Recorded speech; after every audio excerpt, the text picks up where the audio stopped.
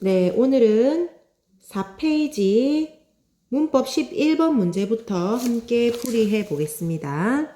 11번 문제는 전미사 쟁이와 장이를 구별하는 문제입니다. 11번 문제 한번 읽어보겠습니다.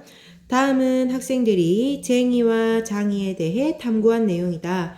기억, 미음에 제시된 탐구 결과 중 적절하지 않은 것은 탐구 목표, 어근 뒤에부터 새로운 단어를 만드는 전미사 중 쟁이와 장이의 의미와 쓰임을 구분해 사용할 수 있다. 탐구 자료 1. 고집쟁이, 고집이 센 사람. 거짓말쟁이, 거짓말을 잘하는 사람. 자, 고집 뒤에, 거짓말 뒤에 붙은 이 쟁이는 어떠한 특성을 많이 가진 사람이라는 뜻을 더해줍니다. 그래서 이 1번에 나와 있는 쟁이는 어떤 속성을, 그러니까 앞에 나와 있는 말의 속성이겠죠. 어떤 속성을 많이 가진 사람을 뜻하는 의미를 더해줍니다. 두 번째, 노래쟁이, 그림쟁이죠. 노래쟁이는 가수를 낮잡아 이르는 말. 그림쟁이는 화가를 낮잡아 이르는 말. 자, 여기서 가수나 화가라는 말이 나왔어요. 직업이죠. 직업을 나타내거나 그 직업을 낮잡아 이를 때 쓰이는 쟁이를 2번에서 이야기하고 있습니다. 그래서 이 2번에 나와 있는 쟁이는 어떤 의미냐? 어떤 일을 직업으로 하는 사람, 어떤 일을 직업으로 하는 사람, 또는 직업으로 하는 사람이나 그런 사람을 낮잡아 이를 때 쓰는 말입니다. 이거 1번, 이거는 2번이 되겠죠. 자, 그 다음에 3번 보겠습니다. 땜장이, 땜질을 직업으로 하는 사람. 옹기장이, 옹기 만드는 일을 직업으로 하는 사람. 자, 3번에는 쟁이가 아니라 장이죠. 이 보니까 장이는 어떤 일을 직업으로 하는 사람인 것 같아요. 그런데 이 땜질이나 옹기 만드는 일은 단순한 직업이라기보다는 그러한 이런 일과 관련된 기술을 가지고 있는 기술자를 말하거든요. 그래서 이 3번의 장이는 관련된 기술을 가진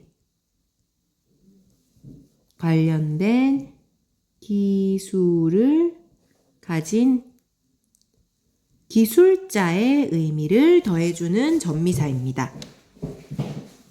기술이 필요한 일을 말하고 그 직업과 관련된 기술자를 장이라고 한다는 것입니다. 자, 그러면 밑에 한번 볼까요? 첫 번째, 1의 쟁이는 어떤 속성을 많이 가진 사람으로 볼 수 있다. 맞죠? 두 번째, 2와 3은 둘 다 직업과 관련된 말이지만 기술자를 의미할 때는 장이를 쓴다. 맞죠?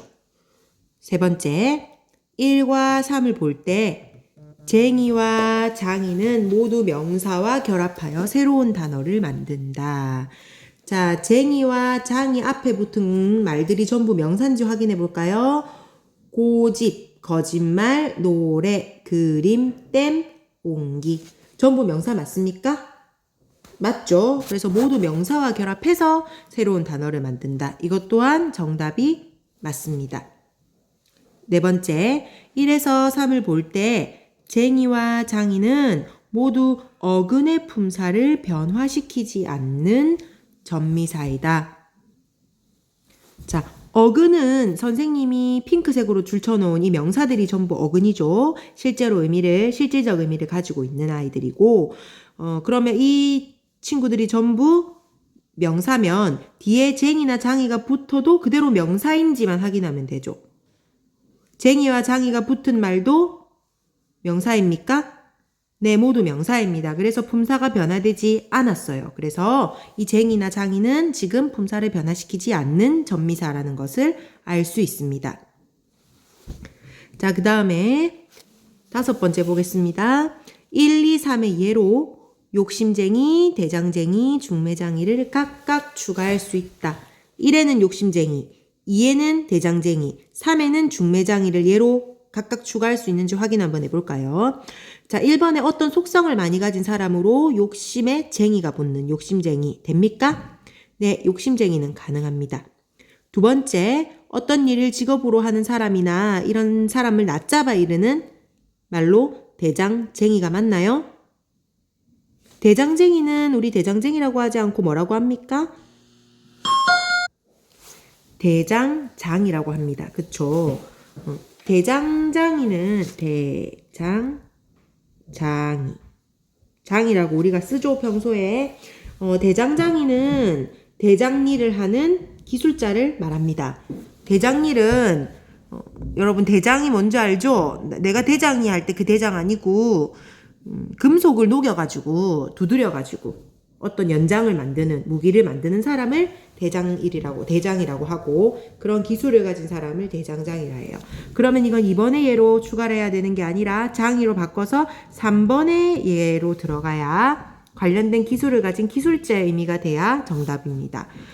그래서 일단 틀렸으니까 정답은 5번이고 중매장이 볼까요? 중매장이는 중매장이라고 하지 않고 중매쟁이라고 합니다. 중매쟁이. 중매가 뭔지 알고 있죠? 결혼이 이루어지도록 중간에서 도와주는, 소개해주는 일을 하는 사람, 중매를 하는 사람을 중매쟁이라 하고 그래서 이것은 어떤 일을 직업으로 하는 사람을 의미하기 때문에 2번의 예로 들어가서 중매쟁이가 되어야 옳다는 것입니다. 자, 그래서 정답은 5번입니다. 장이와 쟁이의 뜻 구분할 수 있겠죠? 이거는 여러분들이 잘 정리해서 머릿속에 기억해 놓기 바랍니다. 자, 다음 문제 보겠습니다. 자, 12번, 13번에 해당하는 문제입니다. 다음 글을 읽고 물음에 답하시오. 자, 대화 1 보겠습니다. 새 옷의 새를 뭐라고 부르나요? 선생님 물어보니까 학생들이 관형사요 또는 관형어요 라고 각각 다르게 대답을 했네요. 선생님이 누가 맞는지 자료를 통해 알아볼까요? 라고 이야기하고 있습니다. 여러분 관형사와 관형어를 배웠는데 기억을 잘 하고 있을까요? 밑에 자료를 보기 전에 관형사, 관형어는 어떻게 분류해서 나온 명칭일까요? 수업 시간에 했는데 관형사는 사로 끝나죠. 그래서 관형사는 품사를 지칭하는 말이고 품사일 때 관형사라고 하고 관형어는 문장 성분일 때 관형어라고 합니다. 그래서 관형사와 관형이라는 말이 지칭하는 기능이 같거든요. 같은데 관형사라고 하면 품사인 거고 품사는 뭐죠? 단어를 문법적인 분류 기준에 따라서 분류해 놓은 게 품사죠. 명사, 대명사, 수사, 관형사, 부사, 동사, 형용사, 감탄사, 조사 이렇게. 그래서 품사, 단어를 분류해 놓은 것. 그리고 관형어는 문장 성분, 주어, 서술어, 목적어, 보어, 관형어, 부사어, 독립어 이렇게 어로 다 끝나는 것이죠. 자, 그럼 밑에 자료 한번 볼까요? 관형어는 문장을 구성하는 성분 중 하나로 나왔네요. 관형어는 문장 성분 중에 하나다. 문장 성분. 품사 가운데 명사나 대명사와 같은 체언 앞에서 그 뜻을 꾸며주는 기능을 한다. 꾸며준다입니다. 예를 들어 모든 책의 모든은 뒤에 오는 명사 책에 빠짐이나 남김이 없이 전부의 라는 의미를 더해주는 관형어입니다. 문장 성분으로 본다면 관형어라는 겁니다. 모든은 책을 꾸며주는 관형어. 다음 문장들의 밑줄 친 부분은 모두 관형어이다. 자, 그럼 관형어의 종류 한번 확인해 볼까요? 기억, 니은, 디귿이 있죠. 기억, 선생님의 목소리가 들린다. 자, 선생님의 이 부분이 관형어인데 이 관형어는 기억의 관형어는 어떻게 구성되어 있느냐? 선생님 플러스 의죠. 선생님은 체언, 명사죠. 명사는 체언에 안 가려고 명사 플러스 의는 조사죠. 조사인데 관형어를 만들어주는 조사, 관형어의 자격을 주는 조사이기 때문에 관형어의 자격을 부여한다. 관형격 조사입니다. 선생님 플러스 의는 명사에 관형격 조사가 붙어서 관형어가 된 경우입니다. 그 다음에 니은 마실 물이 있다. 그리고 니은에 맑은 물이 있다. 두 개죠. 두 문장이 나오죠. 자, 이 니은은 한번 우리가 어떻게 된 건지 한번 형태소 분석을 한번 해봐야 될 것 같아요. 마실 물 할 때 마실은 기본형이 뭐죠? 마시다죠. 마시다는 동사로서 활용을 합니다. 마시다, 마시고, 마시니 이렇게. 그래서 마시까지가 어간입니다. 마시 용언의 어간. 거기다가 뭐가 붙은 거죠? 리을이 붙은 거예요, 지금. 리을이 붙을 수도 있고 리을 또는 앞에 어간이 어떻게 끝나느냐에 따라서 리을 또는 을이 붙을 수도 있어요. 근데 여기는 리을이 붙었어요. 그 다음에 맑은 물이 있다도 한번 해볼까요? 맑은은 기본형이 맑다고 형용사죠. 형용사도 용언으로서 활용을 합니다. 맑다, 맑고, 맑게, 맑은 이런 식으로. 그래서 맑은이 나옵니다. 그래서 어디까지가 어간이에요? 말까지가 어간. 거기다가 지금 은이 붙었어요. 은이 붙었는데 은 또는 앞에 어간이 어떻게 끝나느냐에 따라서 니은이 붙을 수도 있는 거예요. 자, 그래서 요 두 개 중에 이제 을 또는 리을, 은 또는 니은에 여기는 이제 리을이 붙은 거고 여기는 은이 붙은 거죠. 자, 그래서 이 을 또는 리을 또는 은 또는 니은은 어민데 관형사를 만들어주는 관형사의 형태를 만들어주는 어미라 그래서 관형사형 어미라고 합니다. 그래서 여기는 지금 앞에 용언의 어간에 더하기 관형사형 어미가 붙은 경우입니다. 그래서 니은의 경우는 용언의 동사 또는 형용사의 어간에 관형사를 만들어주는 어미, 관형사형 어미가 붙어서 관형어가 된 경우입니다. 되겠습니까? 자, 그 다음에 디귿 볼까요? 디귿. 온갖 꽃이 활짝 피어 있다. 여기서의 온갖은 온갖 자체가 이제 하나의 단어입니다. 온갖 자체가 하나의 단어로 원래 체언을 꾸며주는 기능을 하기 때문에 온갖은 하나의 단어로 어떤 품사냐? 관형사죠. 그래서 관형사가 그대로 관형어가 된 경우입니다. 자, 다시 정리하면 다음 문장의 밑줄 친 부분들은 모두 관형어예요. 문장 안에서 뒤에 있는 체언 그러니까 선생님의는 목소리를 꾸며주죠. 체언을 꾸며주고 마실은 뭘 꾸며줘요? 물을 꾸며주고 맑은도 물을 꾸며주고 온갖은 꽃을 꾸며줘요. 그래서 이 체언을 다 꾸며주기 때문에 이 밑줄 친 부분들은 모두 관형어인데 관형어가 어떻게 구성되어 있느냐 요렇게 여러 가지 경우가 있다라는 거예요. 기억처럼 명사의 관형격 조사가 붙어서 관형어가 될 수도 있고 니은처럼 용언의 어간에 관형사형 어미가 붙어서 관형어가 될 수도 있고 디귿처럼 관형사 자체가 문장 성분의 관형어가 되는 경우 요렇게 나눠볼 수가 있습니다. 요 설명을 밑에 쭉 자료에 해놨어요. 우리 한번 이제 쭉 읽어볼까요? 기억은 체언의 관형격 조사 의가 결합하여 관형어가 된 경우이다. 선생님의는 명사 선생님의 관형격 조사 의가 결합하여 목소리라는 이제 뒤에 있는 체언을 꾸며주고 있다. 이 경우 선생님 목소리와 같이 관형격 조사 없이 명사만으로도 관형어가 될 수 있다.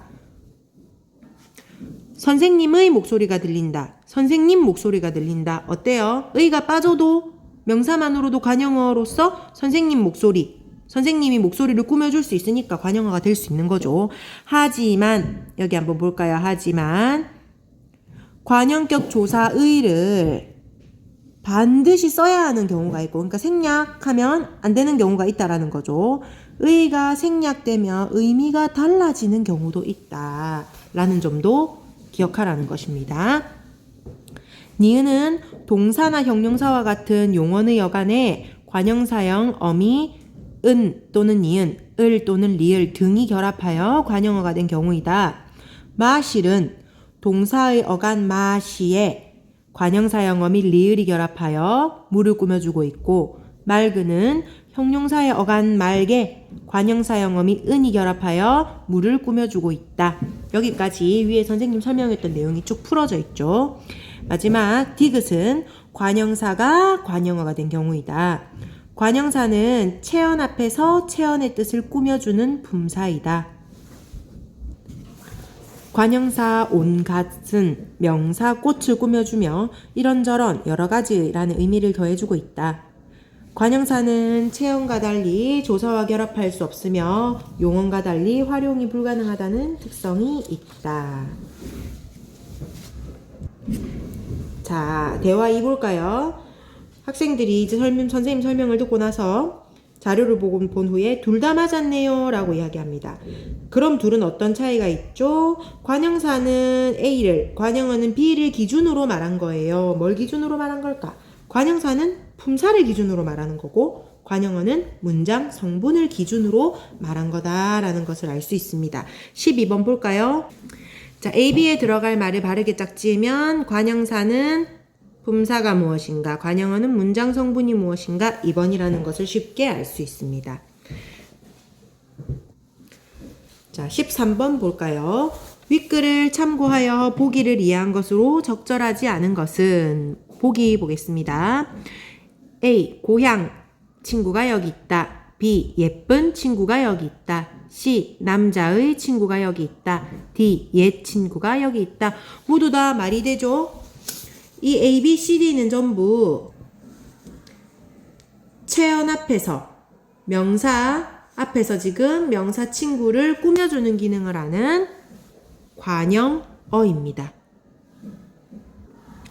보기 볼까요? 1번 A, D는 모두 체언 친구를 꾸며주는 역할을 한다. 맞죠? 2번 A는 조사가 없이 체언만으로 관형어가 된 경우이다. 맞죠? 고향 자체가 명사 체언입니다. 3번 B는 용언의 어간 예쁘에 관형사형 어미 니은이 결합된 것이다. 맞죠? 기본형은 예쁘다인데 예쁘다가 활용을 하면서 예쁘다, 예쁘고, 예쁘니, 예뻐서 예쁜 하면서 니은이라는 이 관형사형 어미가 결합된 것이죠. 4번 C에서 관형격 조사 의의가 생략되어도 문장의 원래 의미가 달라지지 않는다. 한번 해볼까요? 자, 의의가 생략되기 전에 남자의 친구가 여기 있다. 이거는 성별이 남자라는 사람, 성별이 남자인 사람과 친구 관계에 있는 사람을 말하는 거죠. 남자의 친구면. 성별이 남자인 사람의 친구를 말하는 거고, 의를 생략하면 남자친구가 여기 있다. 의미가 달라지죠. 남자친구가 여기 있다라는 것은 남자친구, 성별이 남자인 친구를 말하는 거나 아니면 남자친구, 내 애인, 이성교제하는 사람을 말하는 거죠. 그러면 남자의 친구와 남자친구는 의미가 달라지네요. 그런데 달라지지 않는다라고 했으니까 4번은 적절하지 않은 겁니다. 여기 옆에 자료를 보면 이런 경우 있었죠. 관형격 조사 의를 반드시 써야 하는 경우가 있고 의가 생략되면 의미가 달라지는 경우가 있다. 바로 이 부분이 해당하는 것이겠네요. 이렇게 적용해 보시면 되겠습니다. 그 다음 5번 D는 조사가 결합할 수 없으며 활용이 불가능하다. D 같은 경우는 옛 친구가 여기 있다. 이 옛 자체가 관형사입니다. 관형사이면 관형사이면서 문장 성분으로 관형어의 기능을 하고 있습니다. 그래서 관형사는 조사가 결합할 수 없고 활용이 불가능하다고 제일 마지막 자료의 제일 마지막 부분에 문장에 나와 있었죠. 그래서 정답은 4번이 되는 것입니다.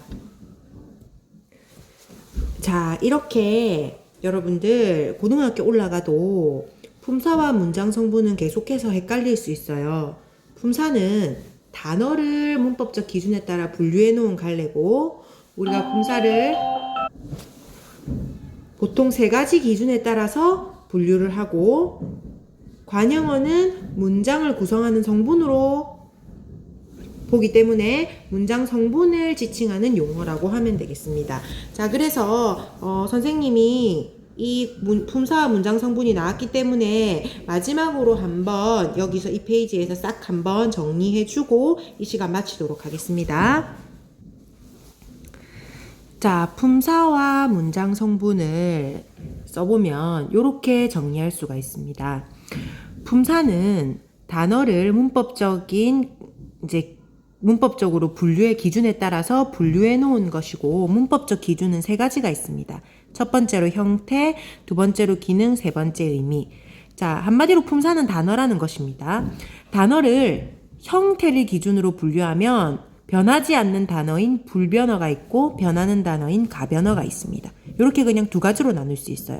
그런데 이 품사를 기능을 기준으로 분류를 하면 5가지로 나눠볼 수가 있는 거예요. 불변어, 가변어가 아니라 기능을 기준으로 분류를 하면 체언, 수식언, 관계언, 용언, 독립언 이렇게 나눠볼 수가 있습니다. 체언은 어떤 기능을 해? 문장에서 몸이 되는 기능. 그 다음에 수식어는 꾸며주는 기능. 관계어는 관계를 맺어주는 기능을. 용어는 이제 서술어가 되는 기능을 하죠. 쓸 용자를 써서 마지막에 이제 서술해주는 기능. 5번째 독립어는 그냥 독립하고 있는 그런 기능을 말하고, 그 다음에 이것도 저것도 아니고 세 번째 의미를 기준으로 구분을 한다면 9개로 구분을 할 수 있습니다. 우리 보통 요 9개의 의미를 가진 9개 품사를 보통 다 기억을 하고 있죠.